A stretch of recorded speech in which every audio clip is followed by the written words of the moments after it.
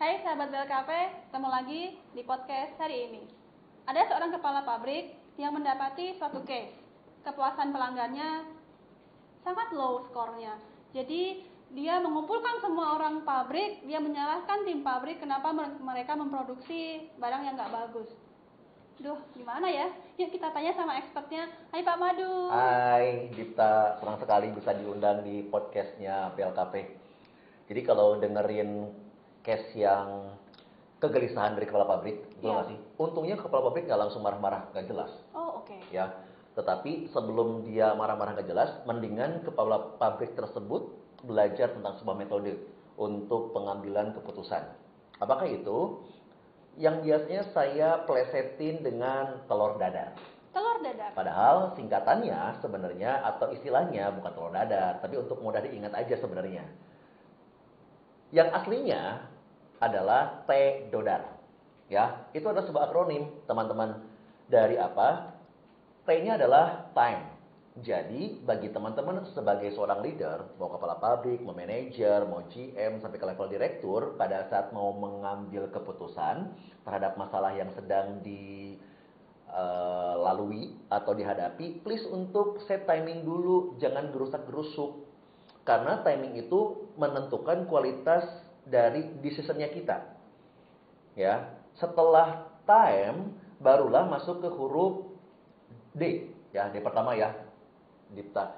D pertama adalah diagnostik. Artinya, kalau kita udah mikir dulu karena sudah kita set time-nya, kemudian kita akan diagnostik akar masalahnya apa. Kemudian hipotesanya bagaimana? Apakah sudah dipastikan untuk datanya itu valid, sudah ada gen bug, misalkan datang ke sana, sudah dipastikan, dan itu semuanya harus tervalidasi. Ada accountable-nya istilahnya. Intinya semuanya itu sudah ada rekapannya, jadi nggak cuma ngomong doang. Karena kan kalau ngomong doang, kayaknya nggak bisa dibuktiin, betul nggak sih? Tapi kalau udah ada report verbal dan juga report secara data, itu keren banget. Oke. Ya, T Do. Nah, tadi udah mulai D-nya adalah diagnostik, ya. Kemudian O-nya adalah option. Kalau udah melihat diagnostiknya seperti apa, berarti sang leader itu udah otomatis menyiapkan beberapa opsi nih sebelum dia mau tanya ke staffnya, sebelum dia marah-marah, ya, atau misalkan bagi seorang SPV sebelum dia membuat staffnya itu katakanlah ini gara-gara kamu yang salah atau kita yang paling benar, mending memberikan beberapa opsi. Ya, karena kan diagnostiknya ada. Kalau diagnostiknya ada, otomatis kita bisa menyiapkan beberapa solusi. Solusi A, manfaatnya begini, resikonya begini. Solusi B, manfaatnya begini, resikonya begini. Tinggal kita pilih mana yang memang lebih baik, lebih efektif, efisien untuk organisasi. Makanya dari T, Do, kemudian kita masuk ke D selanjutnya, decide. Pada saat kita mau memutuskan, kita berhak loh bertanya kepada yang lebih kompeten atau meminta saran kepada atasan kita yang lebih tinggi. Bisa juga kita akan bertanya kepada tim, baiknya bagaimana? Misalkan dari diagnostik yang kita temui. Sampai situ aja kita terhindar dari nyalahin orang. Betul. Sampai situ aja kita terhindar dari merasa paling benar. Ya. Dan T, Do, dan.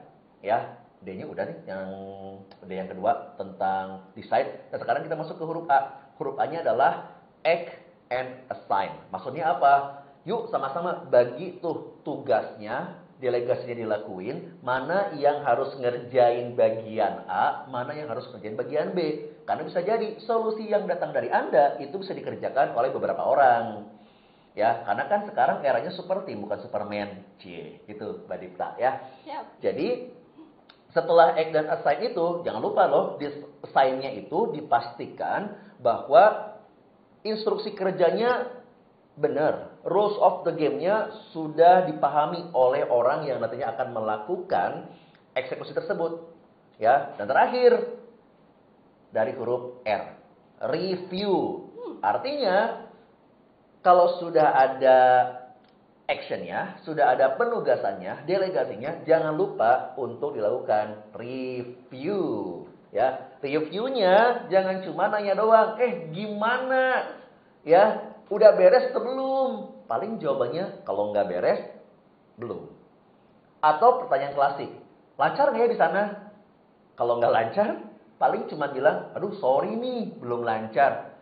Ganti dong pertanyaannya. Pertanyaannya adalah Anda tanyakan, mana hasil observasi kamu? Mana hasil checklist kamu? Artinya kita by data. Karena biasanya kita lebih suka ya report secara verbal, tapi lupa report secara data. Padahal kalau review itu sudah ada datanya, kita bisa melakukan continuous improvement dengan profesional. Semoga bermanfaat loh teman-teman. Ya, sequence dari T. Dodar. Time, diagnostiknya apa, optionnya bagaimana, kemudian ada decide, setelah decide Anda berikan tugasnya, action, dan juga yang terakhir, jangan lupa review. Begitu Mbak Dita. Wow, menarik banget ya sahabat BLKP. Tips dari Pak Madu yaitu telur dadar. Kita ingat banget nih, kalau ada masalah, stimulus, jangan langsung bereaksi, tapi ada tips-tips dari Pak Madu, telur dadar.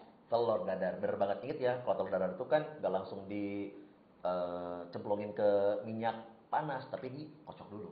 Betul. Ya, makanya ada sequence-nya. Jangan buru-buru ya. Kalau buru-buru nanti hasilnya pun gak baik. Terima kasih Pak Madu untuk kontennya hari ini. Sama-sama, Materinya Mbak Dita. bermanfaat sekali. Thank you. Ketemu lagi sahabat BLKP di konten podcast berikutnya. Dadah. Bye-bye.